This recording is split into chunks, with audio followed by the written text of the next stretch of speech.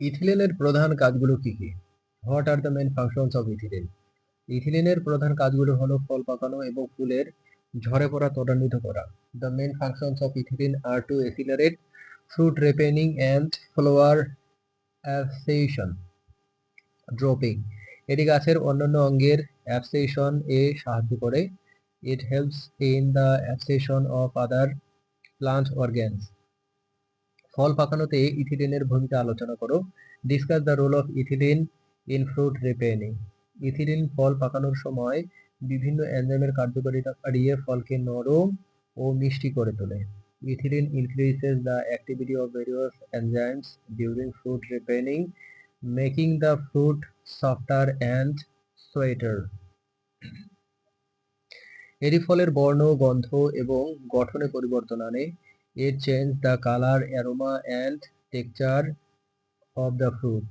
কিভাবে ইথিলিন ফুল এবং গাছের অন্যান্য অঙ্গের অ্যাবসেশন এ সাহায্য করে? How does ethylene help in the abscission of flowers and other plant organs? Ethylene abscission স্তরের কোষগুলোকে দুর্বল করে ফুল ও অন্যান্য অঙ্গের ঝরে পড়াকে উৎসাহিত করে। Ethylene weakens the cells of the abscission layer, encouraging the dropping of flowers and other organs. এটি সেলুলোজ এবং পেকটিনেজ এনজাইমের উৎপাদন বাড়ায়। It increases the production of cellulose and pectinase enzymes. উদ্ভিদ বৃদ্ধিতে ভিটামিনের ভূমিকা কি? What is the role of vitamins in plant growth? ভিটামিনগুলো উদ্ভিদের স্বাভাবিক বৃদ্ধি এবং বিকাশের জন্য অত্যাবশ্যকীয়। Vitamins are essential for the normal growth and development of plants. এগুলো বিভিন্ন জৈব রাসায়নিক বিক্রিয়ায় কোফ্যাক্টর হিসেবে কাজ করে। They act as cofactors in various biochemical reactions. উদ্ভিদ টিস্যু কালচারে কোন ভিটামিনগুলো বেশি ব্যবহৃত হয় এবং কেন? Which vitamins are most commonly used in plant tissue culture and why?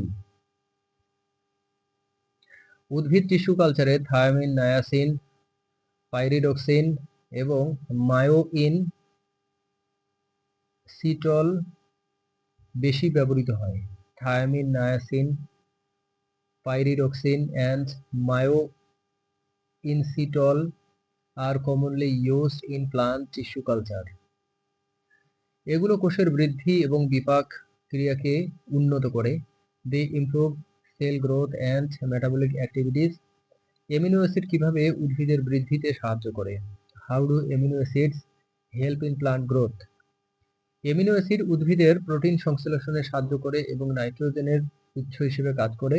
Amino acids help in protein synthesis in plants and act as a source of nitrogen. এগুলো antioxidant হিসেবেও কাজ করে এবং কোষের ক্ষতি প্রতিরোধ করে। They also act as antioxidants and prevent cell damage. Casing hydroxide এবং কোকোনাট মিল্ক এর কাজ কি? What are the functions of casein hydroxide and coconut milk? Casing hydroxide এবং কোকোনাট মিল্ক উভয়ে জটিল পুষ্টি উপাদান সরবরাহ করে যা উদ্ভিদের বৃদ্ধিকে উৎসাহিত করে। Both casein hydroxide and coconut milk provide complex nutrients that promote plant growth. এগুলোতে ভিটামিন, হরমোন এবং অ্যামিনো অ্যাসিড থাকে। They contain vitamin, hormones and amino acids. আলো কিভাবে উদ্ভিদের বৃদ্ধিকে প্রভাবিত করে? How does light affect plant growth? আলো সালোকসংশ্লেষণ প্রক্রিয়ার জন্য অপরিহার্য, যা উদ্ভিদের খাদ্য তৈরির প্রধান উপাদান। Light is essential for photosynthesis, which is the main way plants make food. আলোর তীব্রতা, গুণাগুণ এবং সময়কাল উদ্ভিদের বৃদ্ধি এবং ফুল ধারণকে প্রভাবিত করে। The intensity, quality and duration of light affect plant growth and flowering. উদ্ভিদের জন্য জলের প্রয়োজনীয়তা ব্যাখ্যা করো। Explain the necessary of water for plants.